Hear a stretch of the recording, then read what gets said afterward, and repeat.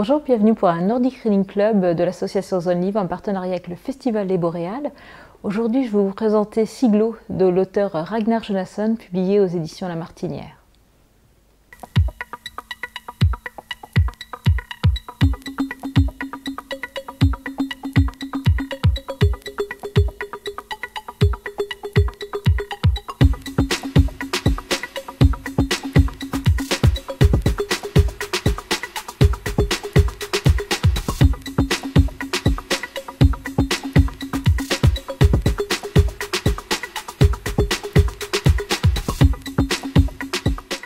Dans Siglo, Aritor attend que son petit garçon arrive. On est à 3 jours de Pâques et c'est un moment important pour lui. Ça fait plusieurs mois qu'ils ne se sont pas vus.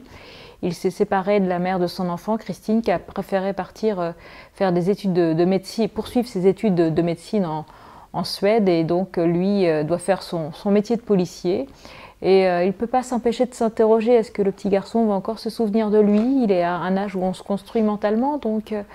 est-ce qu'il y aura toujours ce lien entre le père et le fils qui sera présent? Et alors que lui, il est vraiment omnubilé par l'idée de retrouver son bout de chou, de reconstruire des liens père-fils.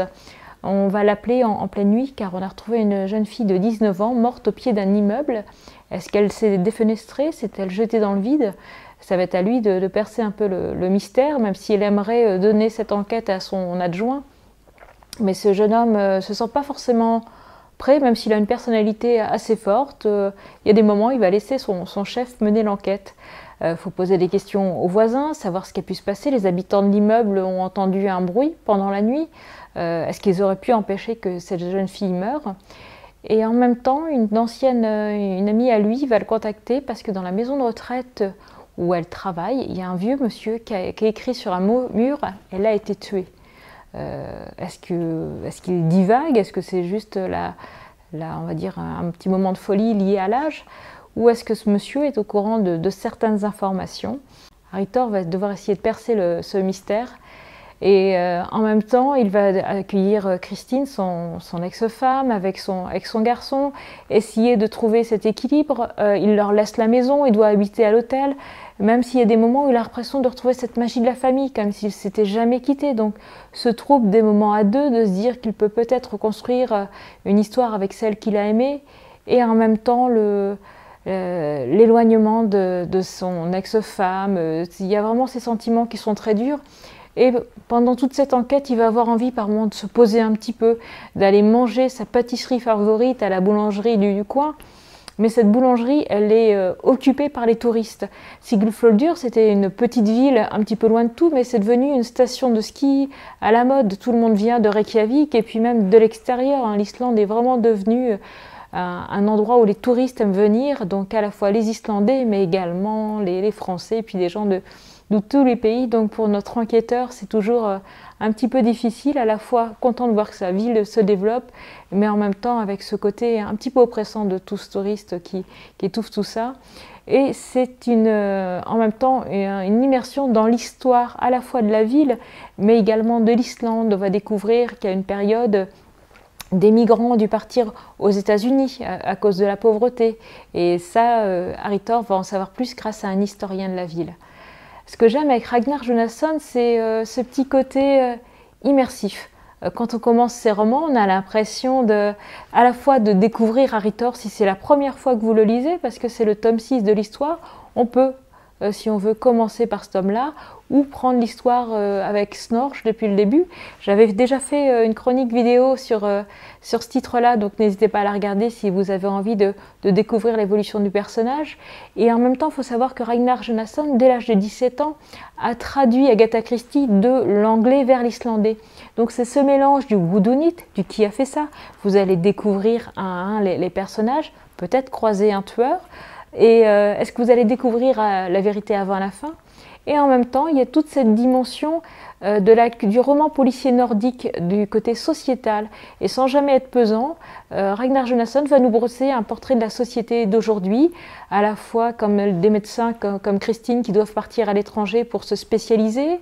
Ça va être aussi ce que je disais tout à l'heure, le rapport entre l'Islande et ses touristes, c'est à la fois merveilleux pour le pays, mais par moments ça peut être étouffant, ça peut être les conséquences écologiques, ça peut être pour les habitants l'impression de perdre un peu l'âme de leur ville, et c'est cette transmission aussi qu'il peut donner dans les textes, notamment avec le personnage de l'historien.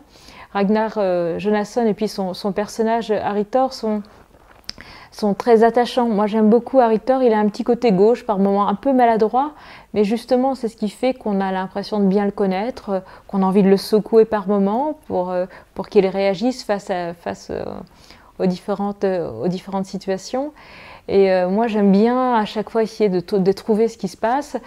Cet auteur-là, en très peu de temps, c'est devenu un phénomène. Je crois que ça fait 4 ans qu'il a été publié pour la première fois en France. Quand j'avais lu le premier roman, je m'étais dit, mais il a une voix particulière. J'avais pas encore lu ça. Et en très peu de temps, le public français s'en est emparé, et tellement emparé que le dernier tome, Siglo, a été publié en avant-première mondiale en France. Ce tome-là est traduit par le Canet Jean-Christophe Salin. D'ailleurs, sur Zone Livre Nordique, vous allez pouvoir retrouver l'interview de Jean-Christophe. C'est intéressant aussi pour bien comprendre, pour découvrir les auteurs nordiques.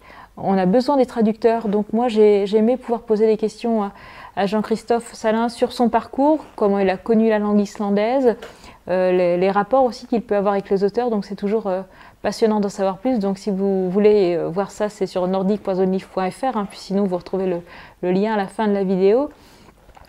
Et c'est vraiment une série que vous allez pouvoir découvrir. En plus, avec en ce moment, à les périodes où on a dû porter des masques, des choses comme ça, il y a une grande bouffée d'oxygène avec Ragnar Jonasson. Il y a une description des paysages. Moi, j'ai eu l'impression de m'être promenée dans la ville de Sigurfljótur, même si la prononciation n'est peut-être pas parfaite, c'est pas grave, je pense que vous comprenez.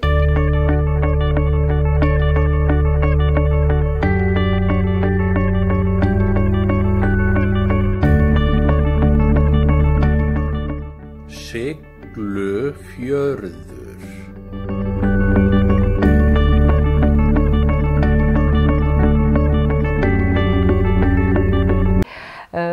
C'est des romans où j'aime me retrouver. J'ai l'impression que c'est, pour moi, ce flic Harry Thor, c'est devenu presque un ami que j'aime retrouver de temps en temps. Et puis je vous invite à le découvrir. Et puis on parlera aussi d'un autre personnage de Ragnar Jonasson qui s'appelle Hulda, qui est également une très belle rencontre, mais ça sera pour une prochaine vidéo.